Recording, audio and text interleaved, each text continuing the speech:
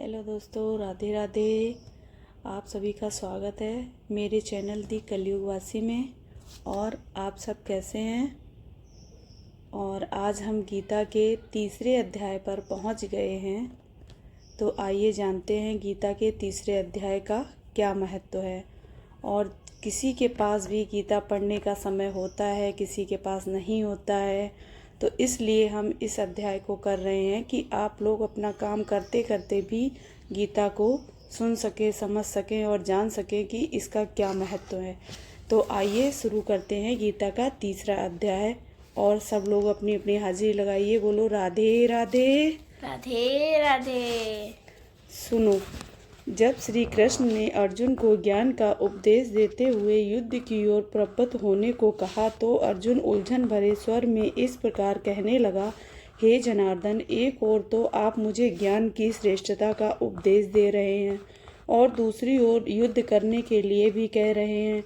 इस प्रकार मेरी बुद्धि भ्रमित हो रही है। हे केशव, इस प्रकार के मिश्रित वचनों से आप क्यों मेरी बुद्धि को मोहित कर रहे हैं?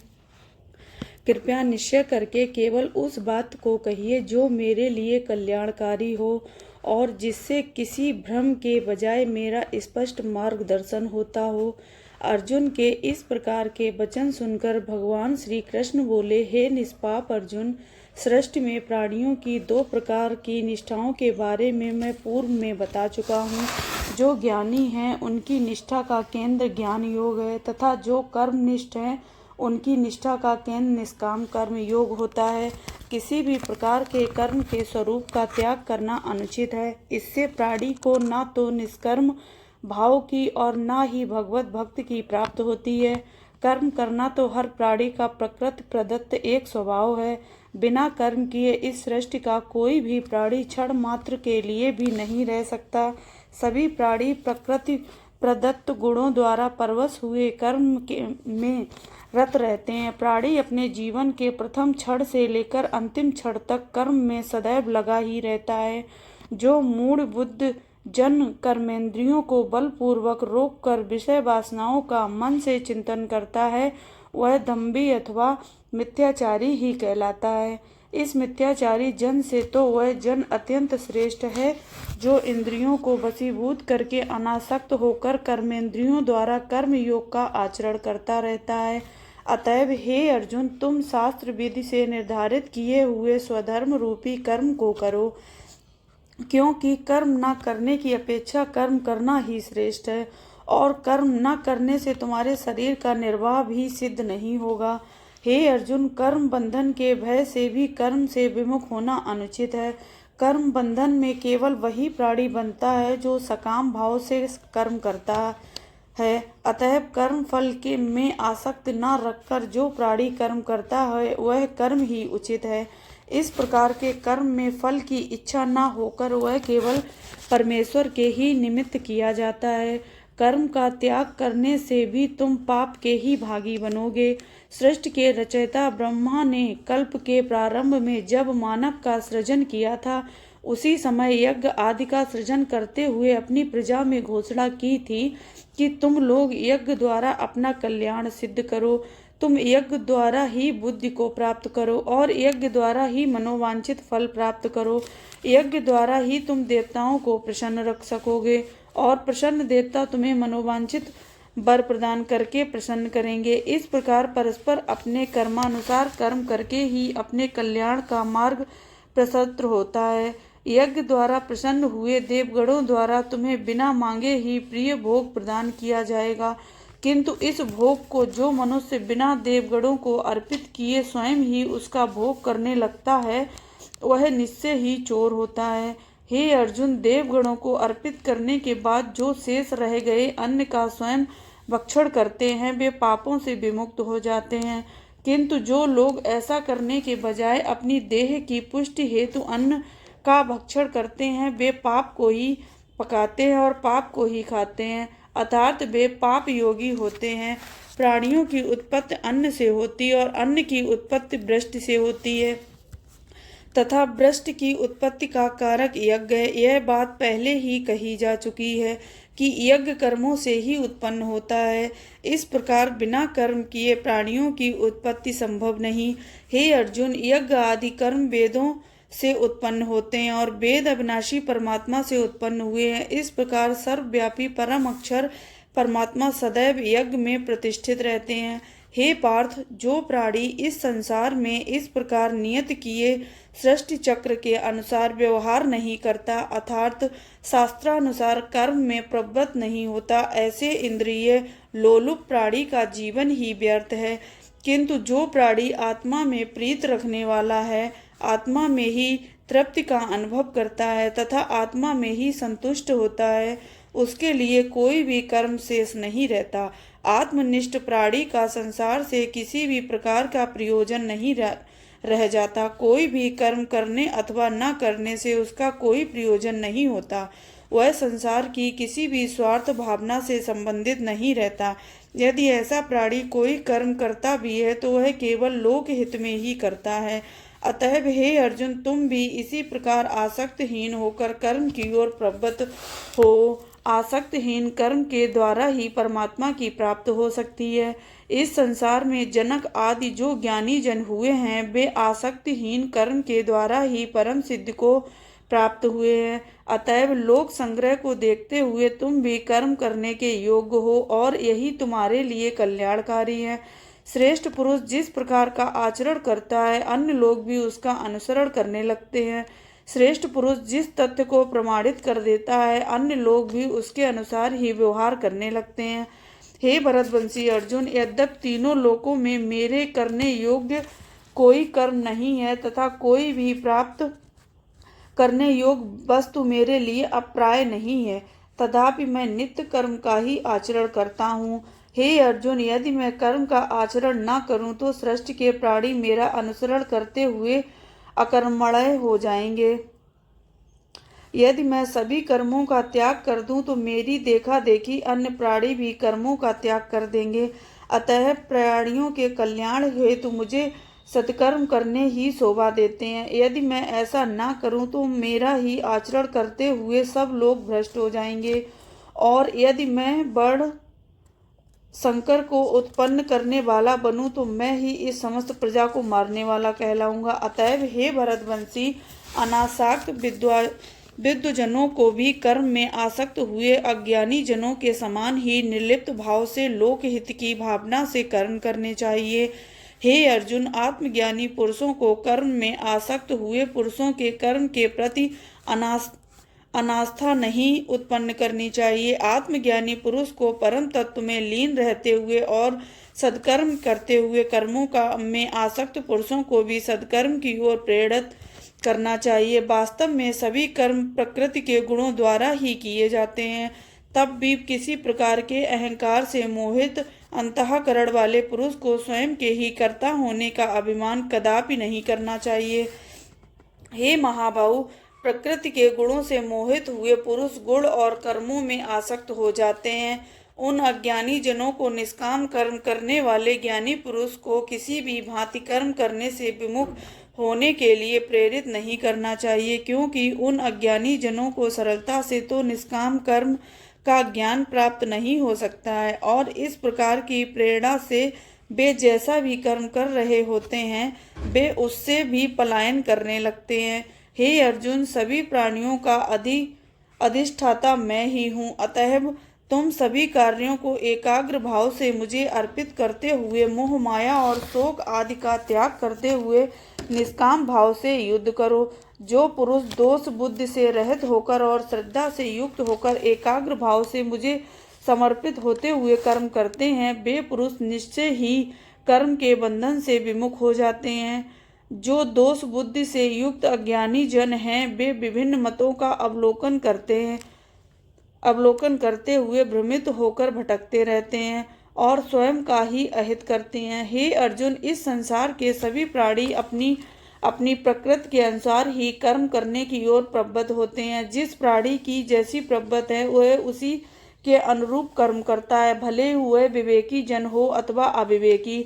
अतएव हे पार्थ, जो प्राणी को राग देश से मुक्त होकर और अपनी आत्मा में ही लीन होते हुए कर्म करने चाहिए, राग देश प्राणी के कल्याण मार्ग में विघ्न उत्पन्न करने वाले प्रबल शत्रु हैं।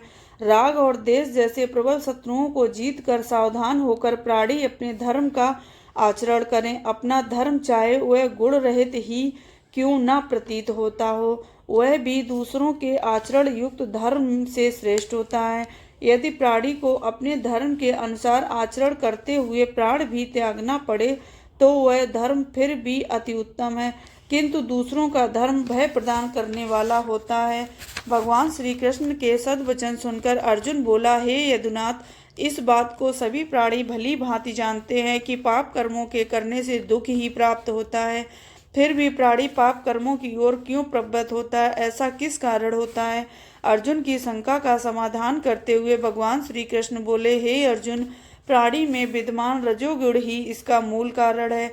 रजोगुण से काम की उत्पत्ति होती है और काम से क्रोध उत्पन्न होता है। काम अग्नि के समान अतृप्त रहने वाला है। जिस प्रकार अग्नि में जितना अधिक ईंधन डाला जाता है, अग्नि उसी वेग से प्रज्वलित होने लगती है।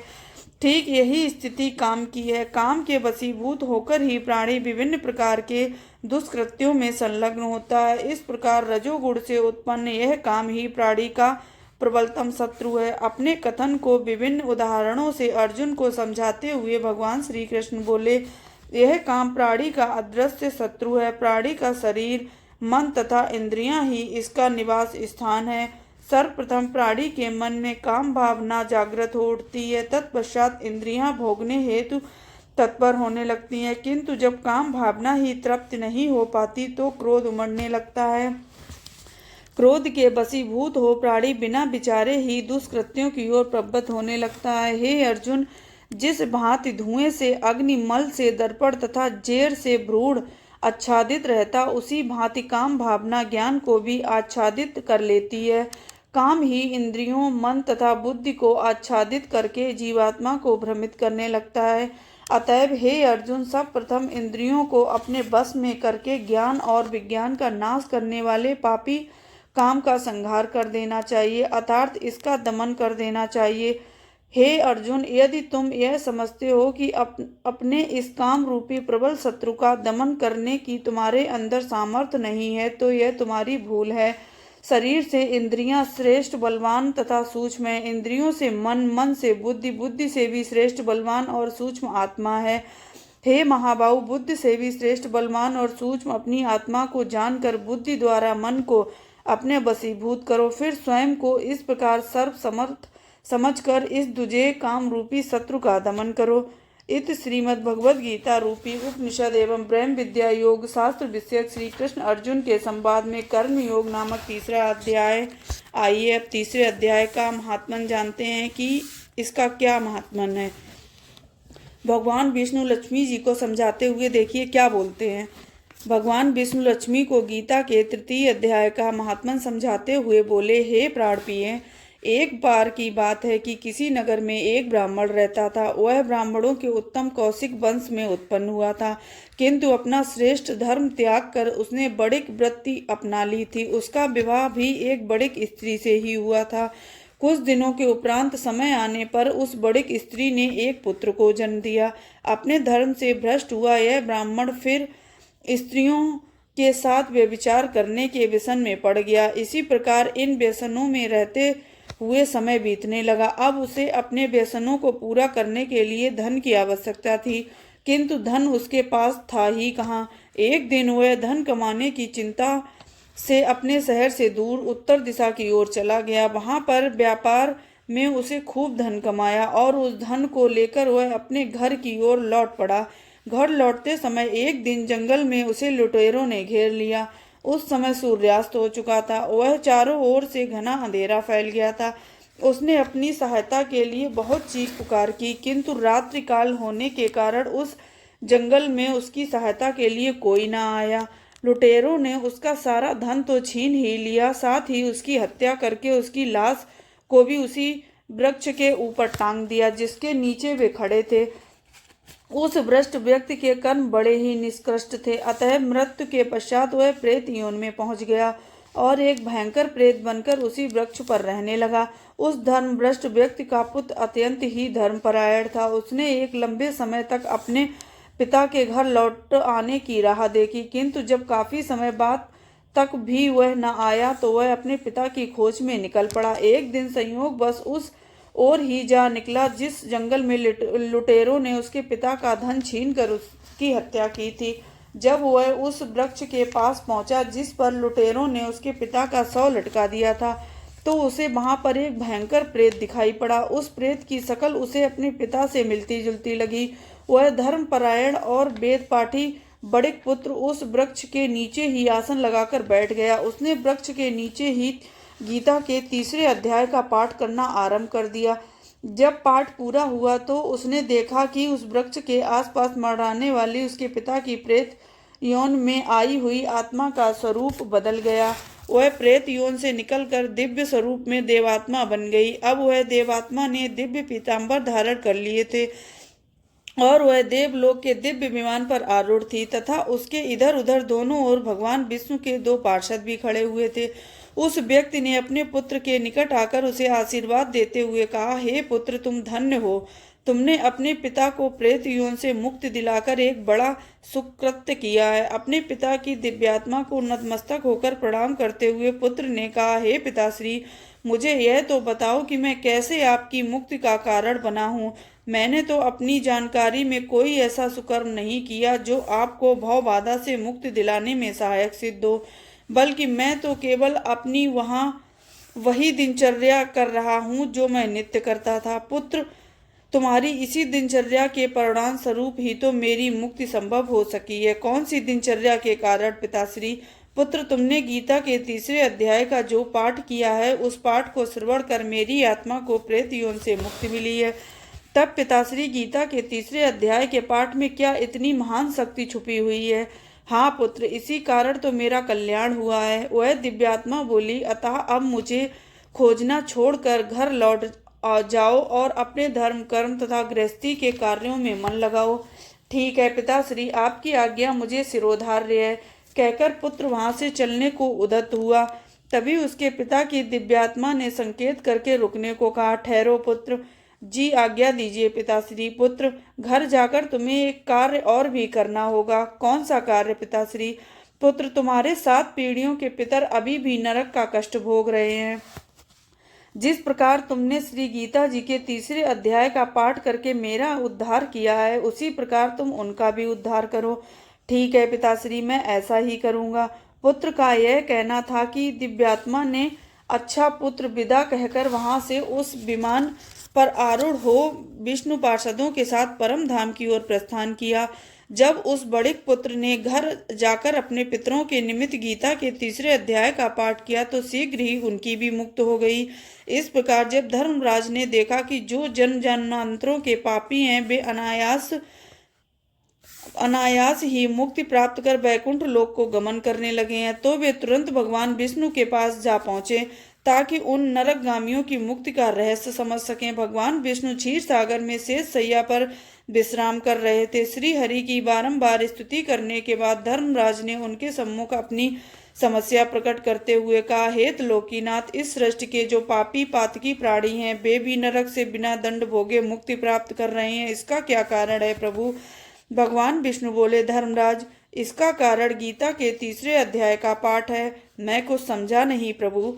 देखो धर्मराज, इस सृष्टि का जो भी प्राणी गीता के 3 अध्याय का पाठ करेगा अथवा श्रवण करेगा या फिर अपने पितरों आदि के निमित्त पाठ करके उनका फल उन्हें प्रदान करेगा, तो वह निश्चय ही वैकुंठ लोक जाने का अधिकारी बन जाएगा। भगवान विष्णु ने धर्मराज की शंका का समाधान करते हुए कहा, और जिन प्राणियों को नरक से अभी मुक्ति मिली है उनके निमित्त भूलोक पर किसी ने गीता के 3 अध्याय का पाठ किया होगा, तभी वे नरक से वैकुंठ लोक की ओर प्रस्थान कर गए हैं।